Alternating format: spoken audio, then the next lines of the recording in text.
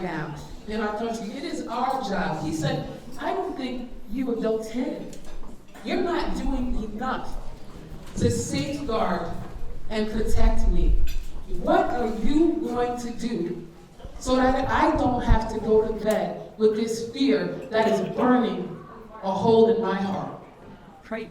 It was on that day, in that moment, that I rededicated myself to civil rights, enforcement, to education, to outreach, to advocacy, to training. So when Jodi said, Cheryl, can you moderate and Emcee this event?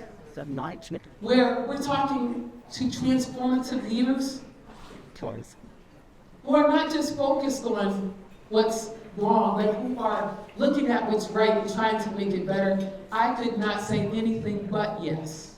And I am so happy to be here. And Jodi, can you come on up here like we're on a special chef right now. You're looking at greatness. She stands before us. Can you get her?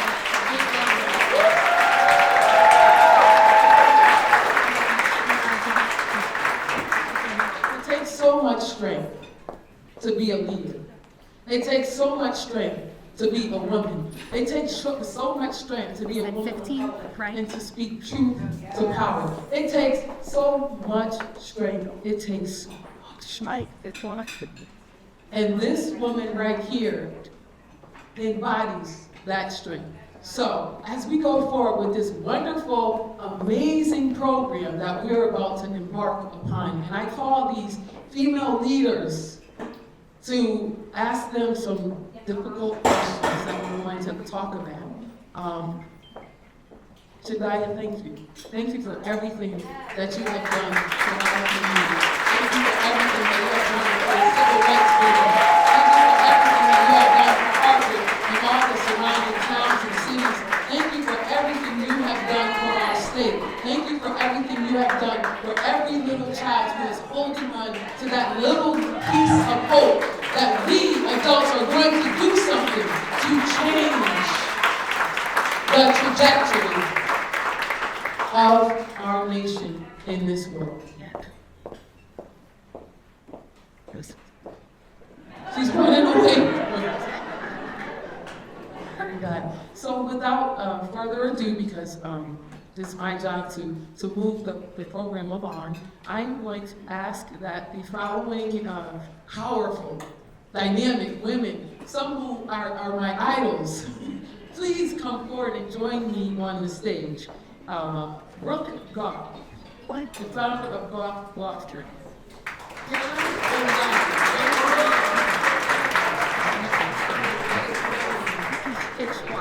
Lissette, Andino, the director of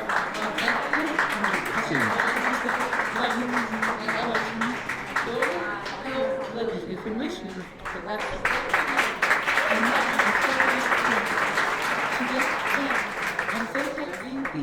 Rock Street and at Lily Store, children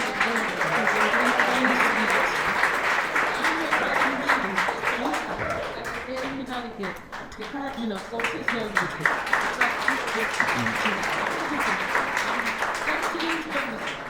Anchor, Box 61.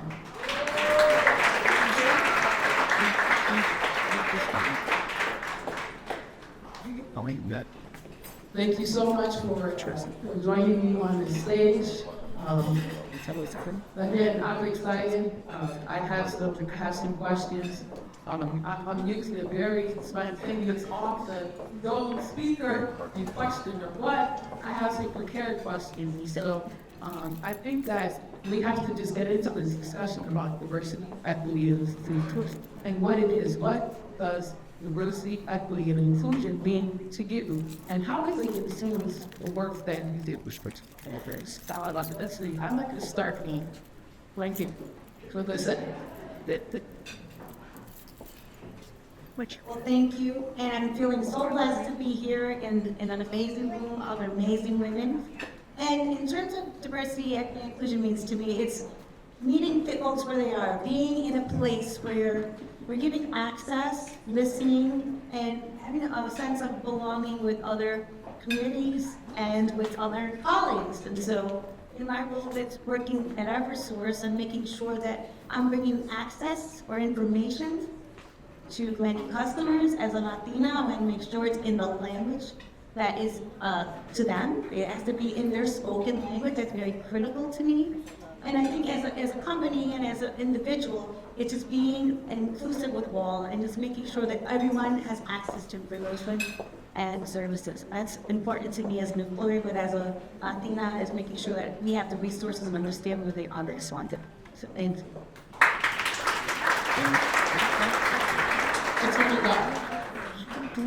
everybody go back to the started. That's even better, okay?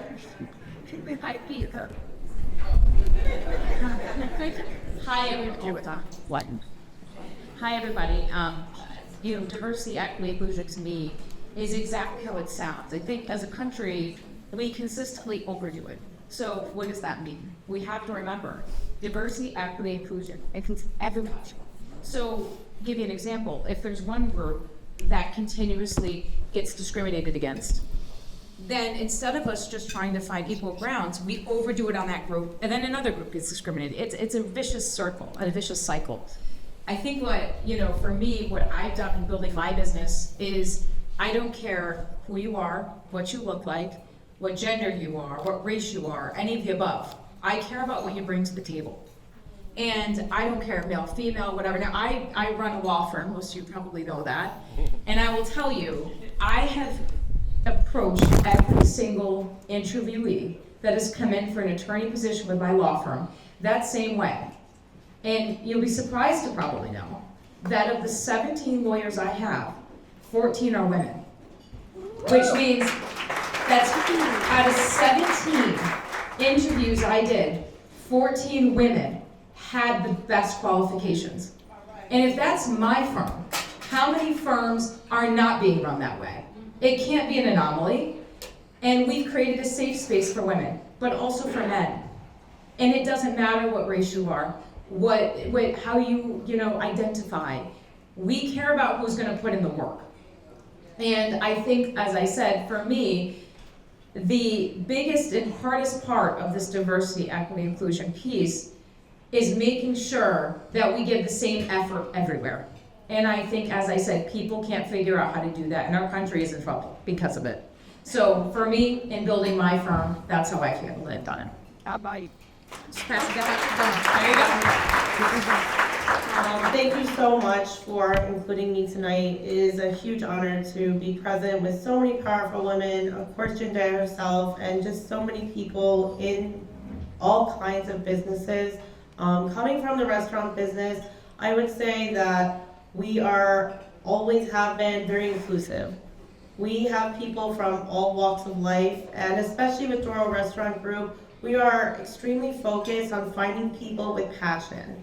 Maybe not even skill. We're very interested and invested in cultivating a love for what we do, providing a great experience.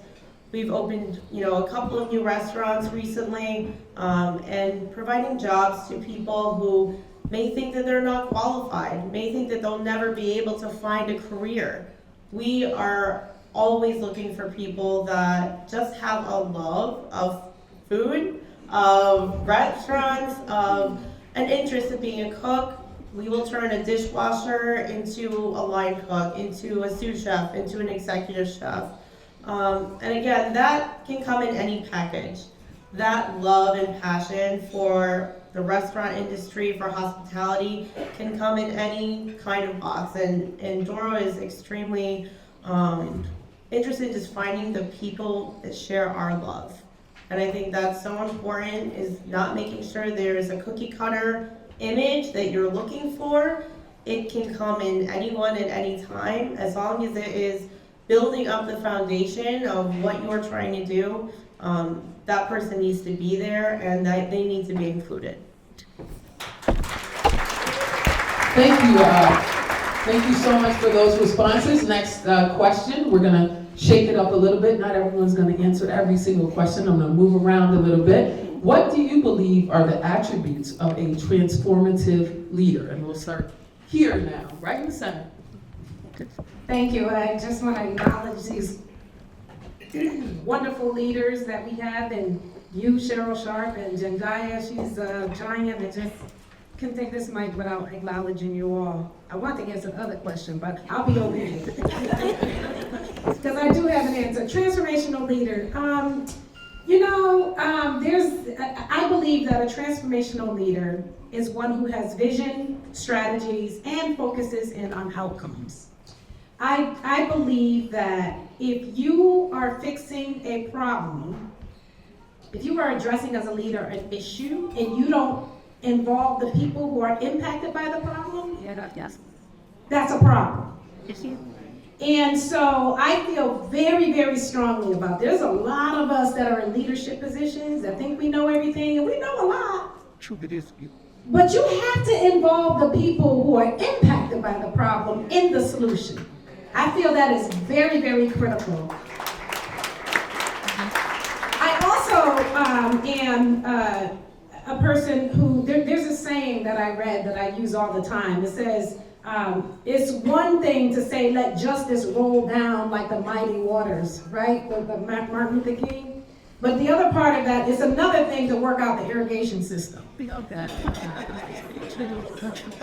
Y'all with me? Yes. You just can't talk vision. Somebody gotta do something.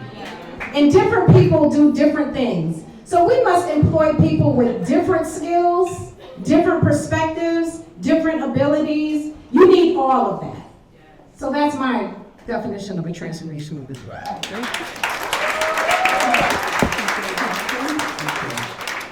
So I think that transformational leaders need to be clear on what it is they're being called to transform.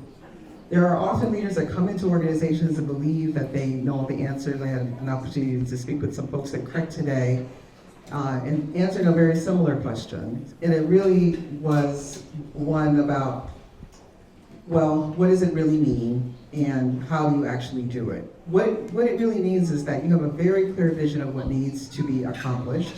And to Commissioner Hill-Lilly's point, you need to include the people who are actually doing the work. This is what I tell leaders when they come in. Everybody was there before you, and a lot of people are going to be there after you. So if you think you're going to come in and be the hero and rescue people from whatever their circumstances are, that is the completely wrong way to think about leadership.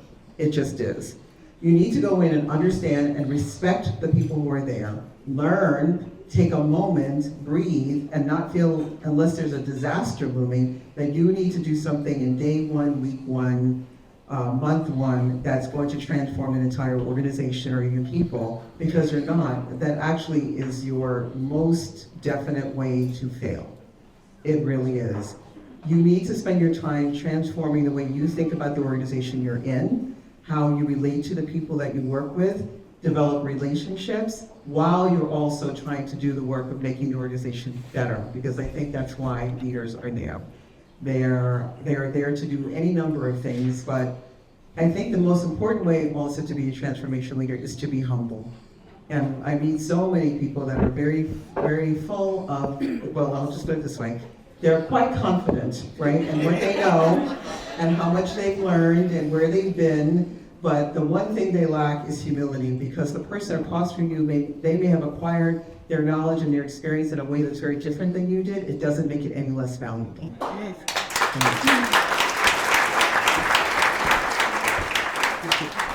Thank you. Another question. We're going to shift here. Nationally, we are dealing with a civil rights crisis. What can we do to resist the anti-civil rights agenda that now seems to be prevalent? Of course I get I was like ready for the DEI question. I think we have to do more of this, right? So I think to be able to come to an event that clearly articulates that the focus is on DEI, champion people who believe in that, who are, moving that forward, is what we have to do. We cannot cower down and back off and hide ourselves under a rock somewhere hoping for the next 4 years to pass and that we survive it. We're gonna have to fight.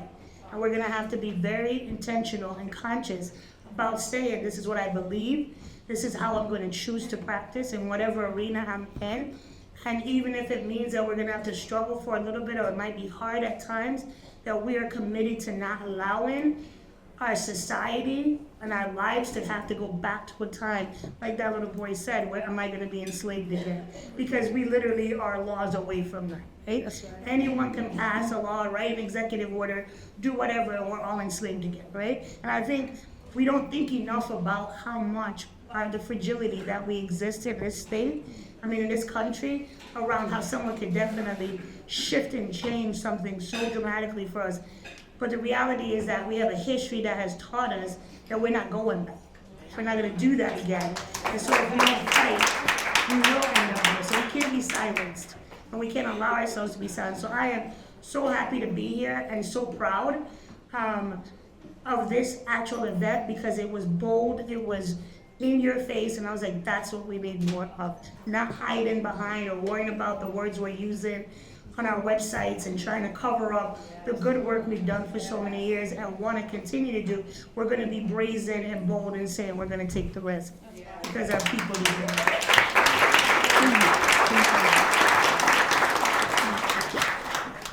In addition to not being silenced, I think it's very important that we remember the power of community and leaning on one another. And there was a time when the support wasn't coming from higher levels. Who were the people who were getting together to make sure the people in their community were taken care of, their neighbors, the children? It was everyone in the community, and just remembering how powerful that can be to bring together to make sure that kids have the resources they need, that there are safe spaces for everyone, that people don't feel like they have to bring their own fold-up chair to a table and make space. You have that space in your community because that's a reflection of who you are. You all know each other. So I think it's very important to just remember the power of the community and to support the people who are doing things in your community. Oftentimes, I, as a journalist, interview folks who are working to make a difference with or without the support of state or federal resources. And I think everyone in this room could get to know who those people are. You need to know who those people are in your communities and reach out to them, figure out what do they need help with, so that whatever service that they are providing in their community can only grow and be stronger. Thank you so much. That's the power of the women on the stage, and it's just simply amazing to me. Same question. In terms of, I'm trying to remember, I'm like blown away by the last comment about in terms of transformative, or still in terms of what's going on in this country. Yes. So in terms of what's going on in this country, I think it's important that people get involved. We talk about representation does matter. It really matters, in terms of what we're doing. And so just being there, listening to some of the folks that are going through a lot of pain right now as it relates to some of the things that are going on federally, all the changes that have happened, all the departments that have closed. Those folks just understanding their needs and just being out there. There's been a lot of protests. Being involved is important. Having your voice heard. So I think a lot of times we're feeling very silenced right now. We're feeling very quiet, and a lot of in the Latino community, a lot of folks are very scared, right? And so all of us in this room who have resources, some are in community groups or in different agencies here, they're feeling it too. They're coming in. People are scared. Kids are coming to school. Parents are afraid just to walk down the street not knowing what's going on. So I think we have to be a little bit more compassionate, be very empathetic, understanding, and listen to the concerns in terms of how we're handling it as a community, making sure we give them safe spaces, opportunities to speak, forums to understand the law, what rights are, and what you're able to services that you can have in the meantime, and not to be afraid, and knowing that we're all in this together. We're here to support one another as we talk about this sense of community. I think that's very key right now. Thank you. And next question. What do you believe is the most important civil rights issue that our nation is facing at this moment in our history? That is very difficult to answer. because I think there are so many different issues that impact so many different people. And that's a scary thing, because we're supposed to be doing better, and I feel that we're doing worse. Because, for instance, we've brought up different members, right? So you have LGBTQ going on, right? There's that. You have children, you have racial discrimination, you have all of these different things going on. And it's sad that in 2025, we're still having these conversations, and that there's still a question being asked. You know, I was on my way to work this morning, and I had read on my phone that Connecticut's gonna be impacted by $10 million for one of the Department of, well, not really Georgia Education, but one of the budget cuts, and it's gonna affect food for kids. Now, I grew up food insecure, most people know, I grew up very poor. I grew up in upstate New York. My parents made no money. The best meal I had growing up was my free school lunch. I was a free school lunch kid, and you know what? I was proud of it, because I got to eat. How many kids are we're in Hartford right now, how many kids are like I was, that depend on this food, that are now going to not be able to eat? And I'm sorry, but that is totally a targeted play at certain members of the community. Whether you come out and say it or not, that is a play to certain races, that is a play to certain amount, a certain money class, low income, it's awful.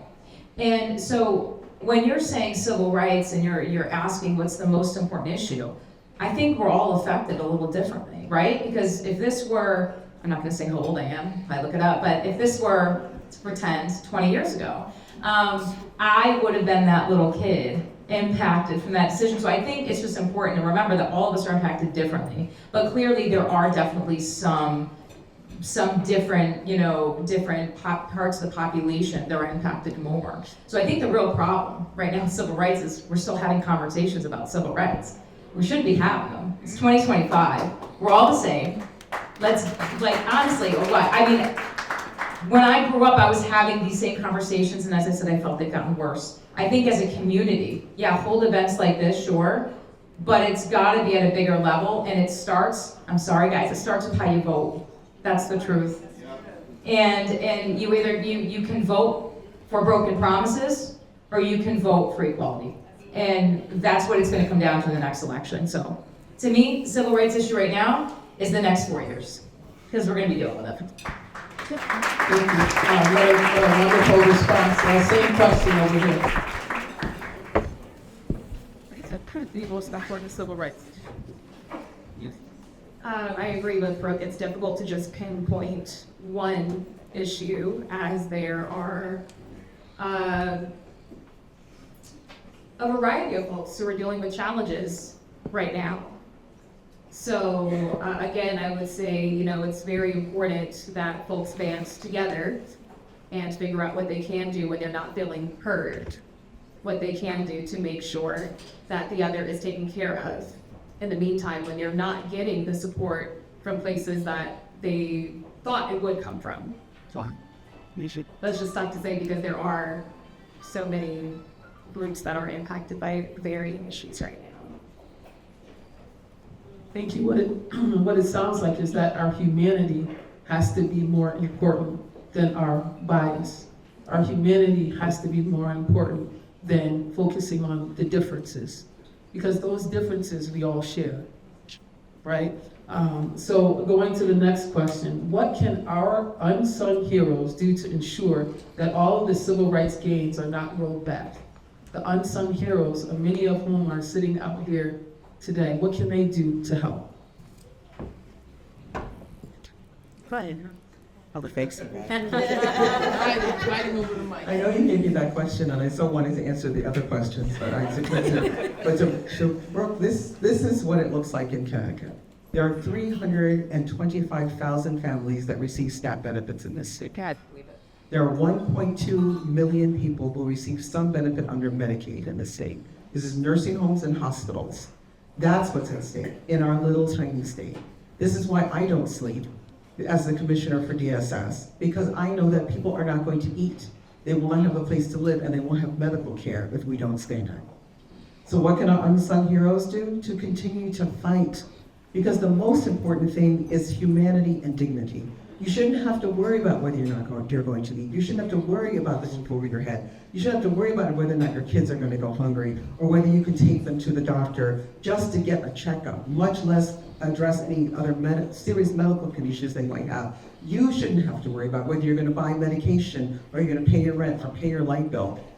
I think our unsung heroes have to continue to fight to hold those that have the power accountable for the decisions that they make and the impact that they have on people. These decisions are not made in a vacuum. Every time you decide to spend $1 or you take it from someone else, that is something that someone else is deprived of, and they live with a little less dignity. And then they live with less and less and less until it doesn't look like a real human life anymore. And that's what we have to fight against. That's where our energy has to go. That's where my energy goes every day. And I think that's true for all of us that have decided that our roles are really to use our lives in a place of service. Thank you.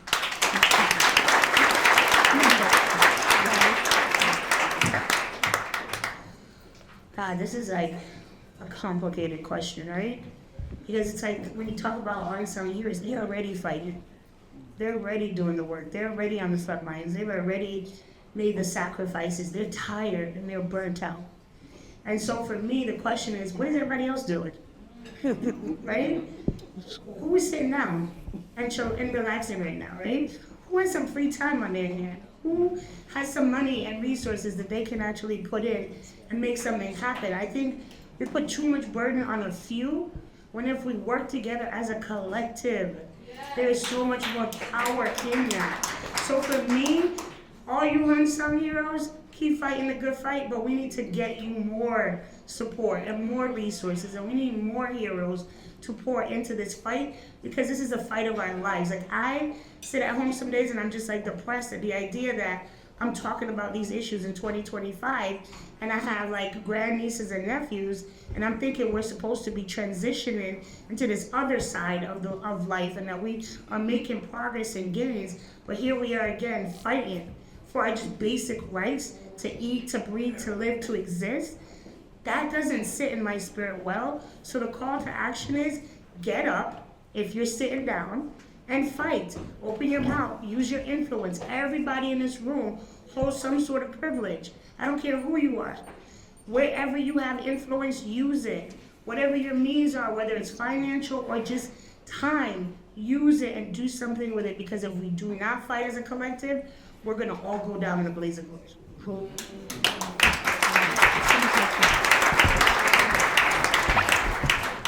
That was good. What she said. You know, the first thing that I'm thinking about, I'm looking at this little face right here. Young woman, right? You know, I believe that we need to tap into our younger generation. They are our future. And I think in a lot of ways, the younger generation are unsung heroes and sheroes. And so how do we, as unsung heroes, to your point, we're tired, we are tired. And I would say as unsung heroes, sometimes, y'all, we need to get some rest. Can some of us tired, right? And so I do believe taking care of yourself is an act of resistance as well. Let me say that again. Take care of yourself as an act of resistance, so you can come back and do the work. And then other times we need to get out of the way and let somebody else stand up. And I'm looking at this young lady, you know you can change the world. You can change the world. See, she don't believe she can change the world. Unsung heroes also need to pass the baton to others who can help. And we have to be on the other side and be able to receive it, those of you. Every voice matters. Every voice matters. What I do doesn't have to look like what you do. In fact, it shouldn't. You need all kinds to put things together. So I say to my unsung heroes, I sing. So I'll sing you a song so you can be sung too.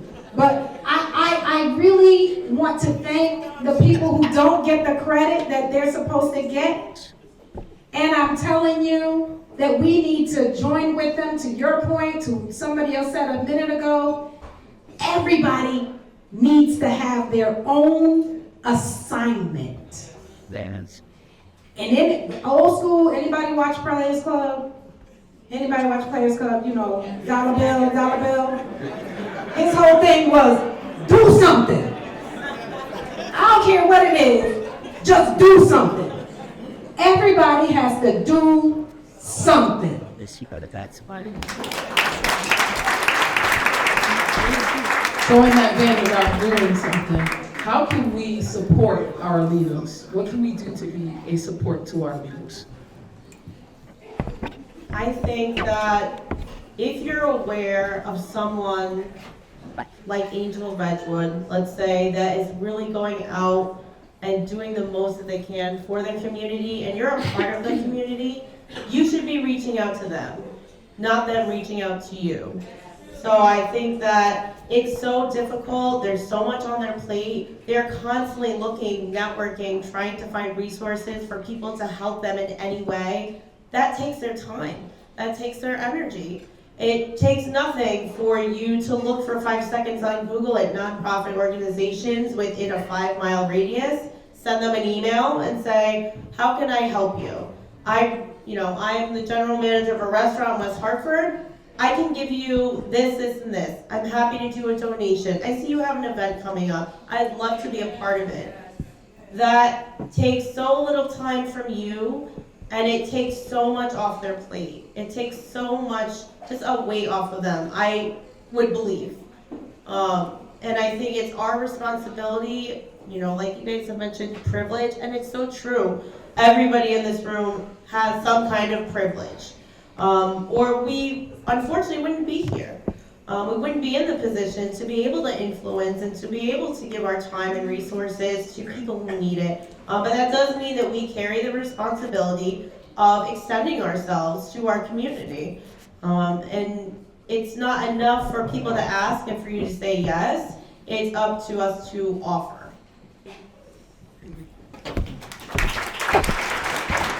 This has been a wonderful, insightful conversation.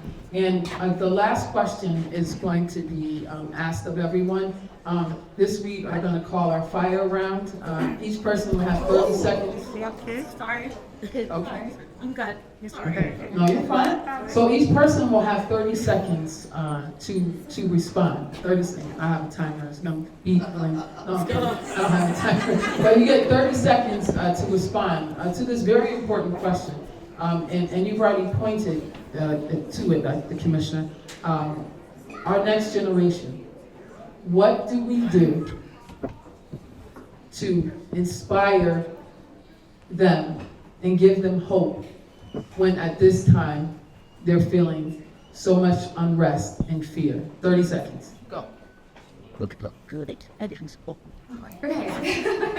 My 30 seconds is winding down. I think one of the most important things we can do is encourage them to get involved, but to let them know that however they show up, whatever being authentic is to them and the way that they can support their communities and their peers, do that and figure out whatever your best skill set is, how you can utilize that to make advancements in your community. Yes. The first thing I would say is check your own emotional presentation. So if you're fearful, if you're anxious, you need to make sure you've done your work to hold that so that they don't see, because they're going to respond to whatever energy you're putting out there. So we want to help them with their fear and anxiety. We have to control ours well enough to then be able to be present to support them through whatever they're emotionally experiencing and feeling. And then the second piece about, how do we help them decide how they're going to sort of exist in this world and through this experience, is that we have to model for them. We have to teach them. We have to show them what it is that we want them to do or who we want them to be. So if you're not modeling the behavior, you can sit on your sofa and say, I need you to go out there and make a difference, but they don't see you doing that. right? So you have to be an example for them to say, oh, my mom and my dad, they're always out there doing this and that. I want to be there with them. I want to follow through. I want to make a difference because they're making a difference. So if everyone modeled and should be an example for your kids and create a safe enough space in your home where they feel that they can do anything that is possible, that's how we're going to get them to engage in this process.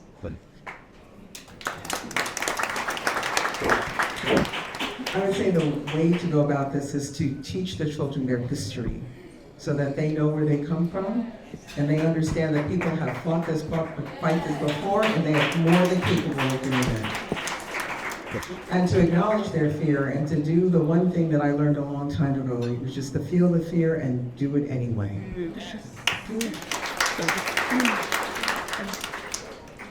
So I would say everybody should read the book, The Anxious Generation.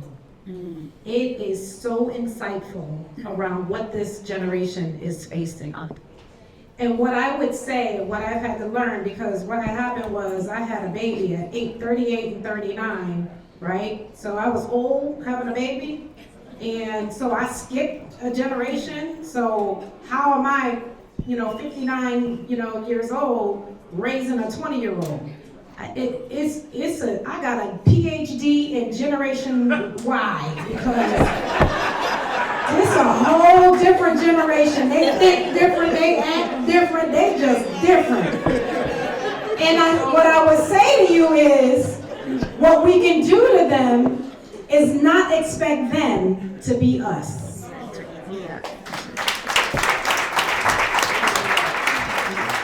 I think for this youth, I think they need to know that they matter.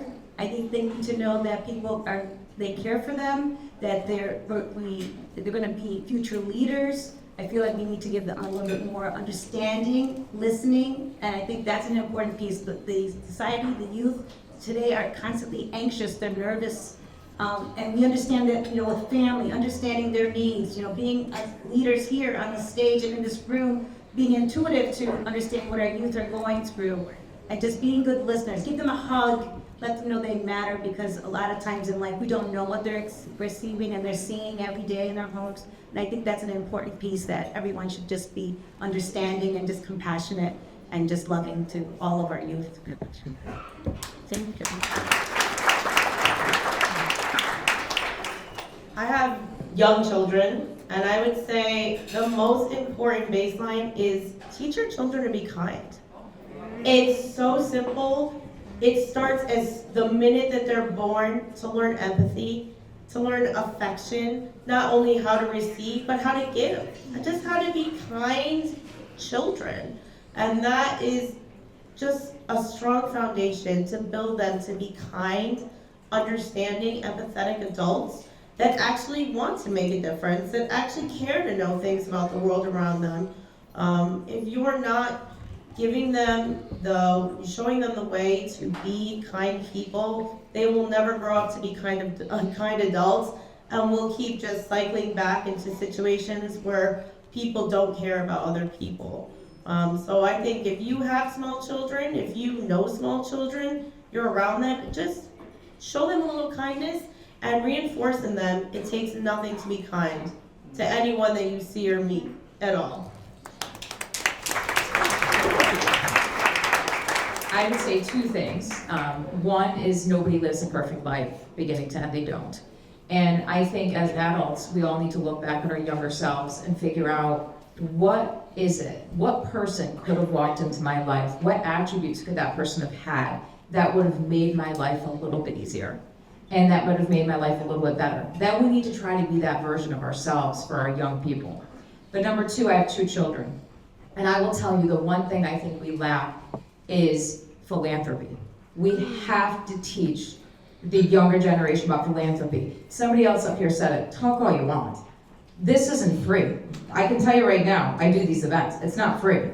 The truth is, you can only get so far with your mission, with a vision. The rest of it has got to be paid for. And teach this younger generation about philanthropy, because I can tell you, as a successful businesswoman, the best, especially a successful businesswoman that came from nothing, by the way, nothing. I got to do two things. retire my mother, who worked really hard for minimum wage most of my life. And number two, I got to know what it felt like to give the money away. Yeah. Successful people, you're not truly successful until you feel what it's like to give an actual, expecting nothing back anonymously, knowing you're changing lives. Philanthropy. That young girl right there just told all of you she can't change the world. At the end of this, you all should be tripping over yourselves, getting over to her to tell her she can. Yes, you can. Because that's how it starts. It starts with her. So.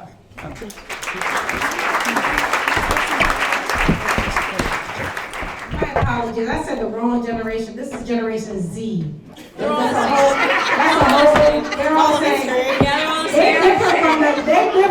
They're all different languages. We don't speak any. But Generation Z, those are the ones. That's the ones that are gonna change the world. Yeah. I We're would gonna change the world. I'm scared of all. I would like for, if you're able, I would like everyone in this room to stand up and give these women their flowers while they're here through applause. This is our thank you to you for your dynamic conversation, your inspirational words, and your input. It is my honor to stand on the stage with each and every one of you.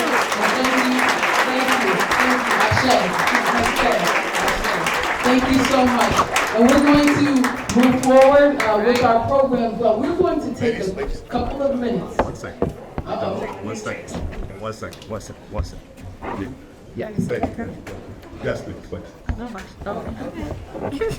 Hi, I'm Reverend Wallace Reed, board member, Edgewood, Community Engagement and Facilities. We thought it would be, would not be robbery to thank these ladies for their time, for being on the panel, for their words. These women are busy, they are active in our communities, and they have shared their knowledge. Cheryl, don't go nowhere because you did such a great job. You also are part of this, right? Here at Angela Edgewood, we like to give people their flowers right together. We like to make sure we acknowledge the work that people do, and we do know that people's time is worth something. So in that, we thank them. We thank them. I know she had y'all stand in and give them a round of applause, but give another round of applause for the dynamic women that came here today to see us. Give our moderator a round of applause. If you're people that used to be leaders, it is an amazing thing. So Liv is going to come by. We have some certificates here for them. We have some gift bags for them. And I just... We gotta make the oven. Okay. And then we have some trophies for y'all, but they're in a box somewhere that got displaced. So, we don't see y'all with them because, that's how. That's not true. Cheryl, thank you. You can read it while it's from. Oh, I'm sorry, you're right, because these certificates are on behalf of Senator Richard Blumenthal. It certified a special recognition presented to, this one is for Yvette Young, in honor of being named Angela Edgewood's 2025 Trailblazer for Equality.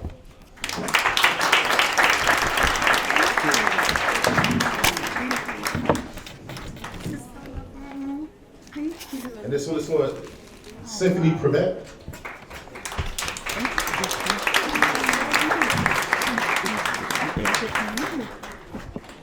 Carl Rosado.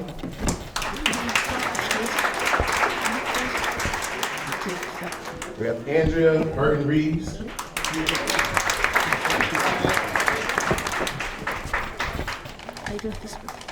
Lissette, Andino.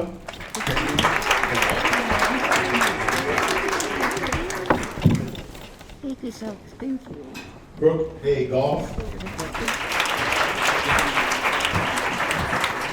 And Jodi, Hill-Lilly. We appreciate y'all for your attention. We'll now turn this back over to Cheryl. Thank you so much. I like the way you ran up here too. That was pretty cool. We are going to continue. We have a dynamic performance that you don't want to miss. But we want to take a few minutes and honor our vendors who are here female-owned businesses. And so I'm going to ask you to mix and mingle for a few minutes. See if there is literature that you need from a state agency who may be tabling you. Or see if there are some products. I had a tea earlier. I forgot, what are some of them who gave me that tea? It was so good. Like that was amazing. There are a lot of vendors in here. It's female-owned businesses. Let's take a minute to support one another, regroup, and I will see you back in your seats in a couple of minutes, okay? I'm gonna be walking around and make sure that everyone is participating and that you are, going to the vendors and doing what you need to do. One last applause for these wonderful trailblazing women. Thank you so much.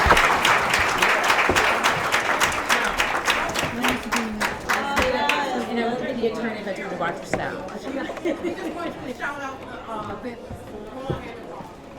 We just wanted to shout out and ask you to support the thing. Yeah, that's what you got. Oh, okay. So we're shouting out, but to shout them out, you have to get up a little bit. Some of you have to get up and go to the vendors. Those of you, we can do it in shifts. So we are going to continue to move forward with our program. And we have a featured performance, spoken word, Tracy Caldwell, Mind Evolution. Please come forward, Tracy Caldwell.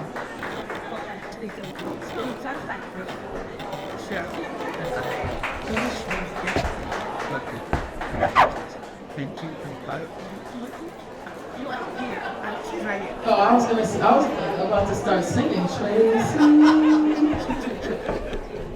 I couldn't find the stage. It's so big. How y'all doing tonight? Thank you for being here. Thank you. Let's give it up for Jendaya.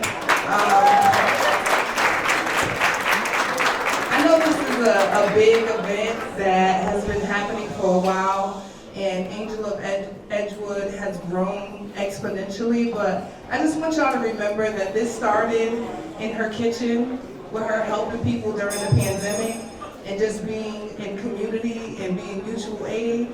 And so even though we are here and this is large, she started small, so just remember, you don't have to be big to be impactful. You can grow. So with that said, as y'all see, I'm a Black girl, and I gotta shout out Black girls. So this poem is the Black girl poem. If you were at the last Angel of Edgewood event and you heard this poem, I'm sorry. If you weren't there, shame on you, but you get to hear this poem now. Okay. Black girl magic is how everyone hears my mother's accent except me. I know what she had to sacrifice to be called American. It's the ability to rep an entire race being the only brown spot in a bowl of milk. I am part of the beginning. Black women gave birth to the world and breastfed America. More than the sum total of our cornrows, overeducated, overqualified, always underestimated. Overlooked and mocked, simultaneously imitated by the critics, like when 6th grade white girls didn't speak because I was different, but grabbed my arm to measure their summer tans against my melanin. Does not know my native language, but mastered the ability to code switch with articulate speech and elevated pitch. Said to be gravity-defying curls dripping in homemade hair grease. Can show up as a teeny-weeny afro, be 8 inches in burgundy tomorrow. Tastes like gumbo made in flooded Louisiana kitchens. As good as Patty Pie's 2015 Christmas. Clears throats that swallow pride for paychecks. Only earning 68% on the American dollar, and it might be less.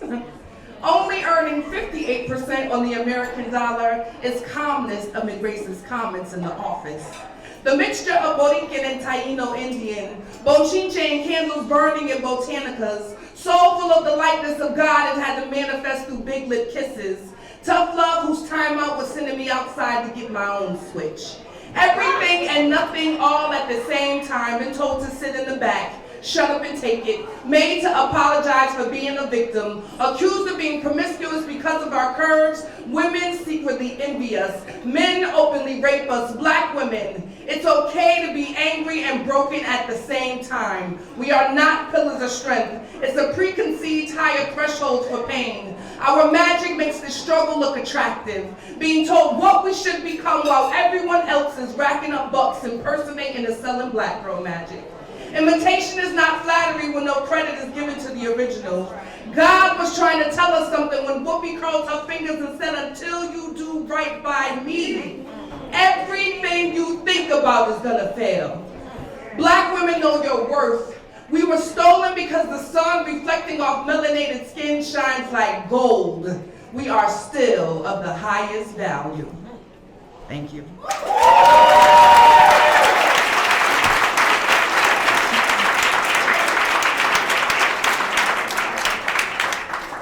And I was listening to the panel and all the stuff that was said, and I just want to say, the reason I wanted to do that poem and speak about Jendaya before I did the piece was because what we have to understand is black women are always, every single movement, every single thing in this country that gets done is because black women put their bodies on the front lines. And so what I'm gonna ask everybody in this room that is not a black woman is to become an accomplice. You cannot be an ally anymore. You have to put your body in front of us so that we can take care of y'all. Thank you.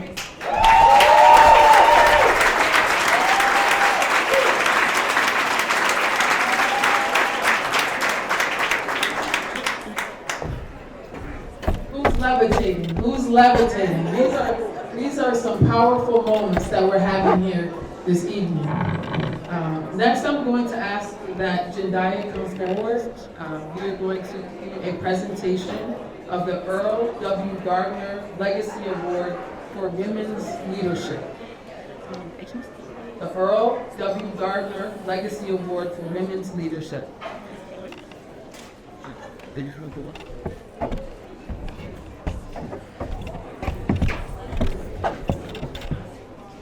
Good evening. Thank you all so much for supporting Andrea. I couldn't do what I do without you all, but I couldn't do any of this work had it not been for me meeting my former boss, Earl W. Gardner. And so I had so many people say, you know, for a Women's History Month event, why is it a man? Earl was such a huge advocate. If you knew him, he was a huge advocate of women leadership, making sure that women have fair and equal pay, you know, education, and so many other things. I'm just talking off the top of my head because I didn't get to write anything, and I'm just speaking from the heart. And when I met Earl, I was working for her for schools. My prior position was eliminated, and I was booted and sent to central office. And what I thought was the worst thing happened to be the best part of my career, my entire life. And Earl was the executive director of special funds. And so back in the day, Hartford Schools used to have two different departments. One was regular finance, and special funds dealt with nonprofits and all the grants and all that sort of things. And so I was kind of like, I was in an angry space, I'm not gonna lie, because I was at the high school, I was with the kids and the families, and I just had to take what I could take to take care of my family, not knowing that this was God's plan for me later on. And so Earl handled everything with grants and the finance, and title this and title that. And every time I had to take a contract that was signed down the Corporation Council at City of Hartford, I was supposed to just drop it off. And Earl would say, let me explain this to you. And I'm like, oh, that's not my job. That's not why I'm hired. Just give me the envelope. Let me run down here. I was bigger at that time. Like, I don't want to walk down here, Main Street, down to City Hall. I'm sweating, tired. I was upset about that job because it was a lot of walking between Hartford Board of Ed and the City of Hartford. And so he used to tell me, you never ever know when you're going to need this information. Fast forward, I was always connected and like a pillar of my community, but I wasn't that deep as I am now. And so at the height of the pandemic, when Angel of Edgewood was officially started, and I had all these opportunities and people coming to me and these grants and different things, everything that I know, everything that I do is because of the knowledge that Earl W. Gardner instilled in me. I didn't want to listen. That man should have fired me a long time ago. He really should have. I was late. I wasn't late like in an insubordinate way. I was late because I was still connected with the kids at the school because I had to leave my position at the schools. And I would get up and I'm cooking breakfast and I'm dropping it off to this middle school, that middle school, because I know these kids and families really, really needed me. And then I had childcare issues. And so Earl would call his wife, Callie Boston Gardner, like Callie, she brought the baby to work. We got a board meeting. Please come get the baby. Like, when I tell you, he was the epitome of not giving up on me.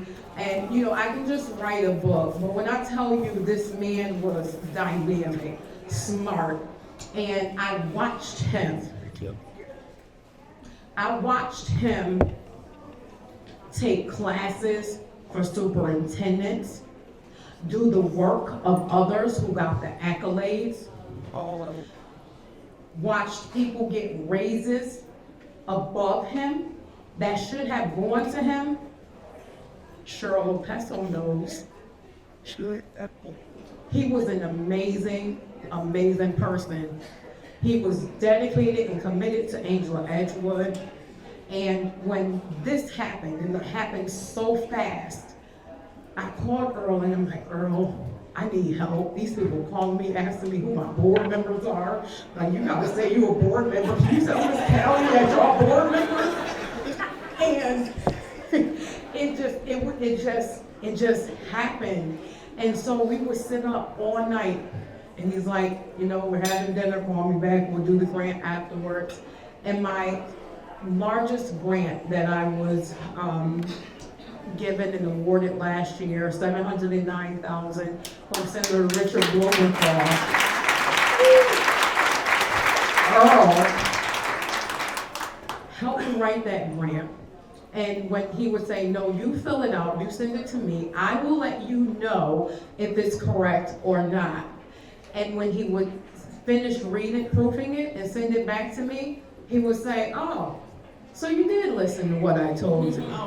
But the stories are endless, but I could not do this work and not continuously honor this man who I personally feel, and others know, that he was robbed.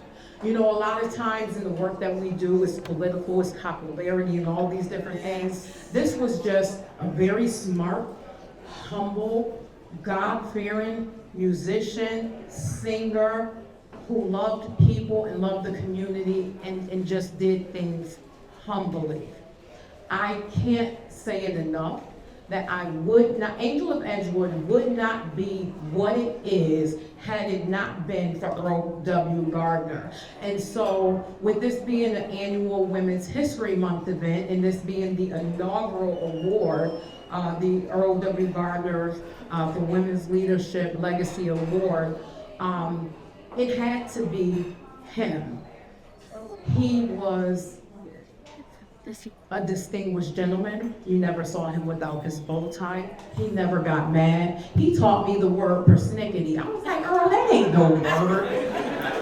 And this, y'all remember the Sargento cheese commercial? And they were like, persnickety cheese. And I was like, Earl, Sargento stole the word. But we wanted to honor him tonight. And so this young lady who is the recipient of the Earl W. Gardner Leadership Award, I probably said it like not in the right order. Deja Smith, who is more than deserving. I want to tell you a little bit about this young lady. I'm gonna skip some stuff. So, Deja Smith is a standout psychology student at North Carolina A&T University, where she has achieved exceptional academic success, maintaining a 3.78 GPA while serving as president of the Psychology Research Club. Her passion for scientific research, particularly in the areas of human brain, electrophysiology, and emotional intelligence, positions her as an emerging scholar and innovator. Deja's academic journey is defined by her determination to make a meaningful impact in the field of psychology as she strives to better understand the human mind and its complexities. Deja is here today visiting from North Carolina. She's a resident of Windsor. She is an amazing, smart young lady. She's getting ready to go study abroad in England, the brain. She was given another scholarship so that she can go there, study the brain, and come back here and teach our community. And that's what Earl W. Gardner was about. So I would like to call Miss Callie Bostic Gardner, Earl's wife, and Caleb Bostic Gardner, and their family. Oh, and in the order of events, Caleb's name should be hyphenated. Y'all know I do this by myself. I was asleep. I missed it. But I just wanted to acknowledge that I made that mistake. But we would love them and their family to come up, as well as Deja Smith and her family. And we're going to have just a couple of words and present Deja with the Earl W. Gardner Legacy Award.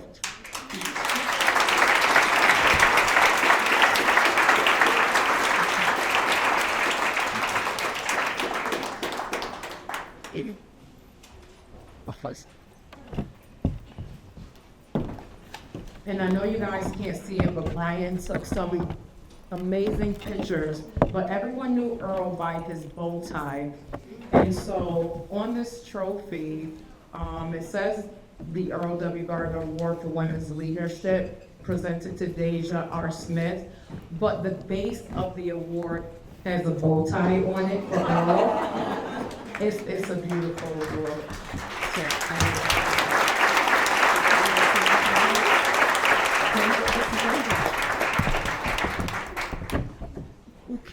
Listen, I was on the phone with Jodi last night. Tell me what this looks like. What do you expect? And you know what she told me? You don't have to say anything. And what's going on? I thought about that as I was saying, come up with a couple words. But so, she spoke about Earl so well and so deeply and so beautifully. There isn't much that I can add except to say that everything she said, I felt, and my son, I'm sure, felt. Sweet.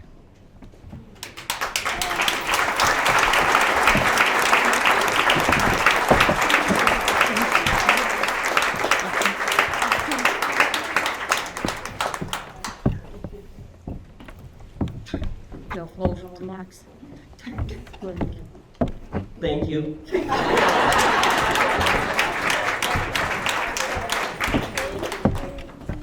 So they had to listen to the good use and to come back to send them to us how their job. I bring it all into the area.